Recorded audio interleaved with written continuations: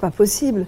Et puis dans la rue, Jean-Jacques a vu un petit gosse qui s'appelait Bernard. Tu t'appelles comment, Bernard? Bienvenue sur Icônes et Silences, là où les mémoires blessées reprennent enfin la parole. Aujourd'hui, nous allons traverser le miroir pour découvrir le visage caché d'une femme que la France croit connaître par cœur.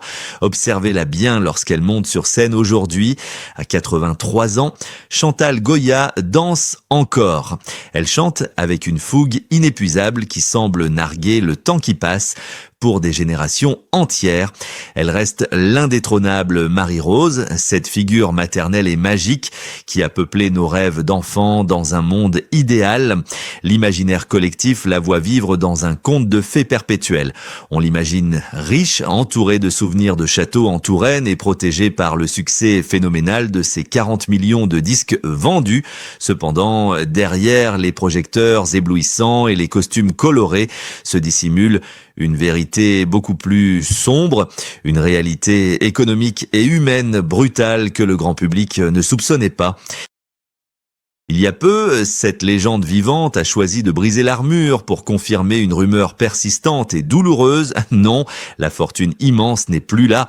Avec une franchise bouleversante, elle a admis publiquement qu'elle ne possède aucune retraite et que si elle continue d'arpenter les routes et les scènes de France à son âge. Ce n'est pas uniquement par passion, mais parce qu'elle doit travailler pour survivre. Comment une telle idole, qui a généré des sommes colossales et rempli les plus grands stades, se retrouve-t-elle à devoir chanter pour son existence au crépuscule de sa vie, qui a profité de son innocence et de sa générosité? Est-ce la faute d'une gestion naïve ou celle d'un système impitoyable qui broie les artistes une fois les lumières éteintes? Pour saisir toute la complexité de cette tragédie moderne, il faut se rappeler qu'elle n'est pas née star. Elle est née combattante en Indochine, sous le véritable nom de Chantal de Guerre. Ce patronyme résonne comme un avertissement prophétique. Sa vie entière a été une lutte acharnée pour ne pas disparaître, notamment après l'humiliation publique d'une certaine émission de télévision en 1985 qui a failli la détruire à jamais. Mais avant d'analyser cette chute vertigineuse et la trahison médiatique, nous devons comprendre l'ascension, car dès le départ, dans l'ombre de son succès éclatant, une petite ligne s'écrivait déjà en filigrane, un détail fatidique dans son histoire qui allait dicter ce destin doux amer bien des années plus tard. Tout commence par une rencontre improbable, celle d'une jeune fille à la beauté moderne repérée par Jean-Luc Godard pour son film masculin féminin, et d'un poète visionnaire un peu fou, Jean-Jacques Debout. Si le cinéma lui ouvre les bras, c'est la musique qui va sceller son destin et transformer Chantal de Guerre en une entité presque surnaturelle. Dans une France des années 70 et 80, en quête de repères et de douceur, le couple va bâtir un empire de l'imaginaire qui n'avait aucun équivalent. Ce n'était pas simplement du succès, c'était un véritable raz-de-marée culturel, avec des titres comme Adieu les jolis foulards, Bécassine ou encore Ces guignols. Chantal Goya ne se contente pas de chanter, elle devient le membre indispensable de chaque famille française et elle est la grande sœur rassurante, la fée qui descend du ciel pour emmener les enfants loin de la grisaille du quotidien. Imaginez l'ampleur du phénomène.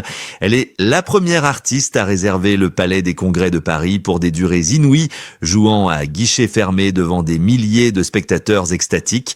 Mois après mois, ces spectacles, tels que Le Soulier qui vole ou La Planète Merveilleuse, ne sont pas de simples concerts. Ce sont des super productions dignes de Broadway, des fresques vivantes où la magie opère à chaque seconde. À cette époque, Chantal Goya vend plus de disques que les plus grandes rockstars. Elle est partout, sur les couvertures de magazines, à la télévision, dans les cours de récréation. Elle incarne une forme de pureté intouchable. Une bulle d'oxygène dans une société en pleine mutation économique. Pour le public, elle est riche, puissante, invincible. On l'imagine vivant dans un luxe éternel, protégé par des montagnes de royalty. Pourtant, c'est précisément au cœur de cette abondance que le piège se referme doucement. Chantal et Jean-Jacques sont des artistes, des rêveurs absolus.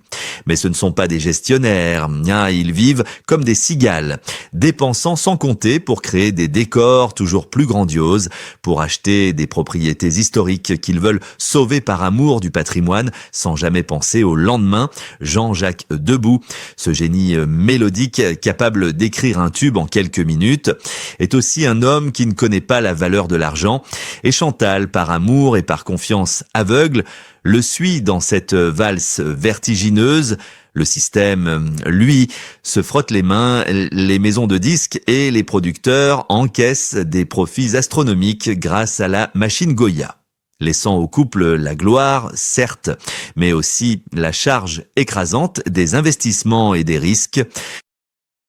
Ils pensaient que cette source ne se tarirait jamais, que l'amour du public suffirait à payer les factures éternellement. Ils ont construit un château de cartes magnifique, doré à leur fin, mais posé sur un sol instable, alors que les projecteurs l'aveuglaient d'amour. Chantal ne voyait pas que dans l'ombre. L'élite intellectuelle et médiatique commençait à grincer des dents, agacée par ce bonheur trop simple, trop coloré. Le succès démesuré attire toujours la jalousie, et sans le savoir, en voulant simplement donner du bonheur, elle était en train de devenir la cible idéale pour une industrie cynique qui attendait le moment propice pour frapper. Personne ne les a prévenus que la chute serait aussi brutale que l'ascension avait été fulgurante et que le prix à payer pour cette innocence serait une vie entière de labeur.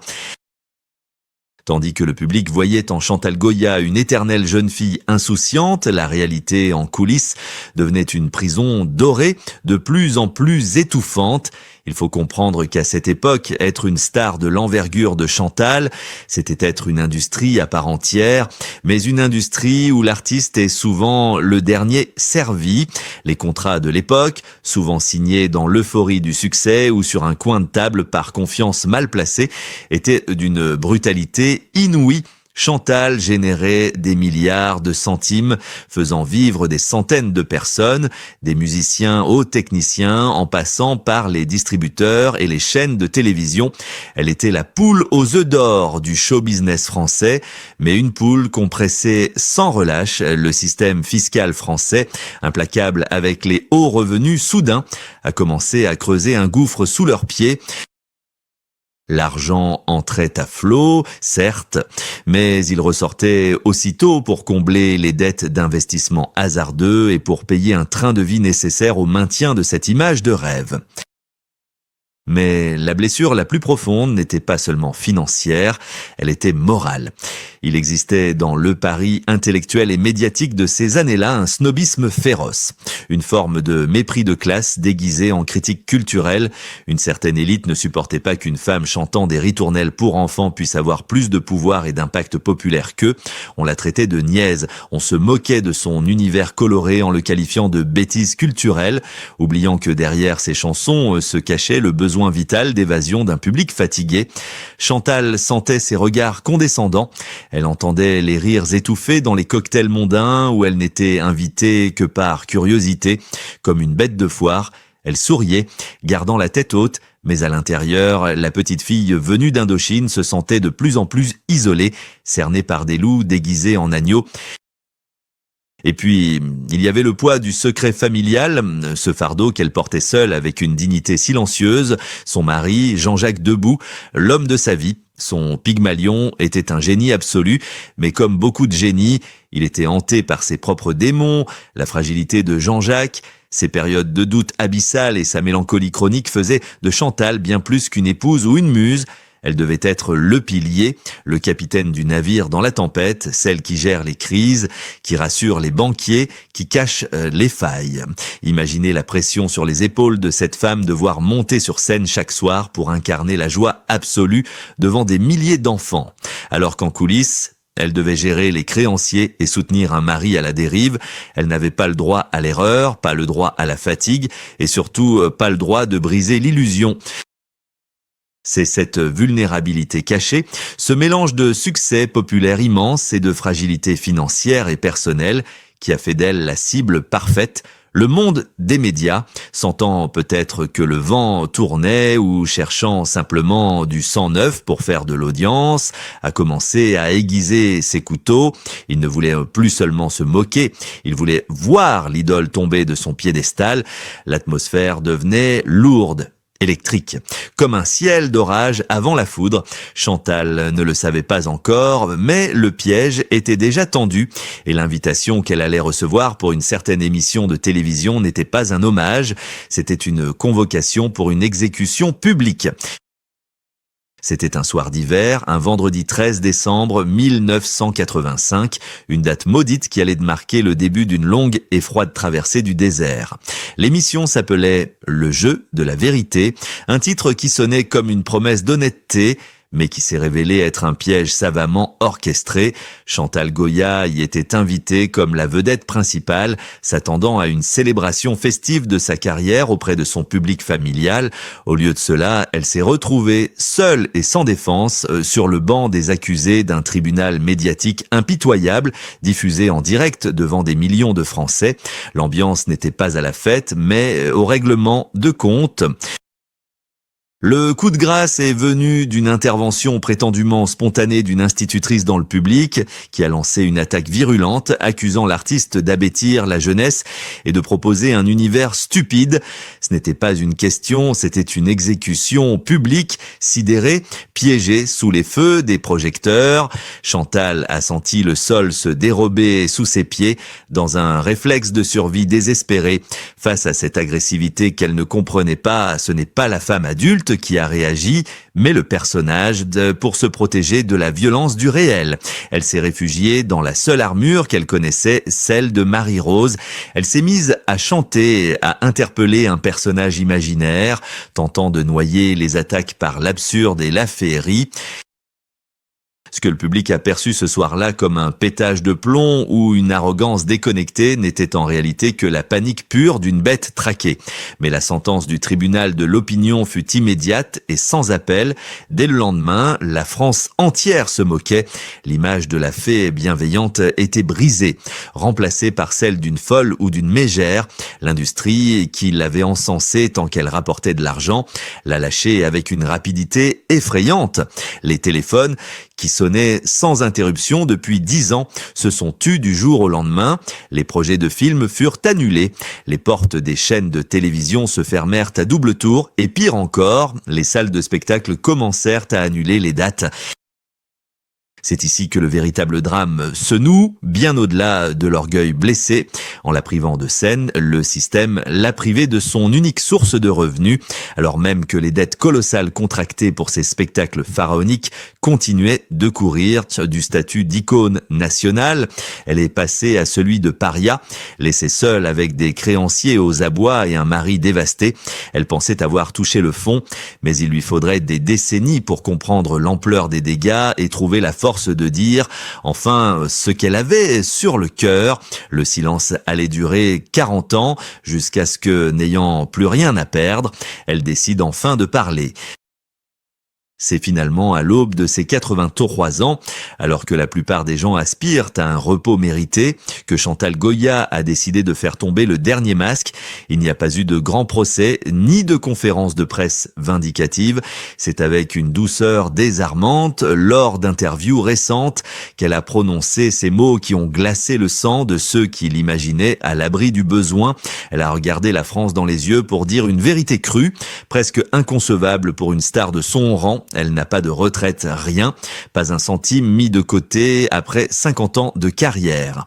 Les châteaux ont été vendus, les meubles dispersés et les souvenirs de luxe ne sont plus que des images dans des albums photos poussiéreux.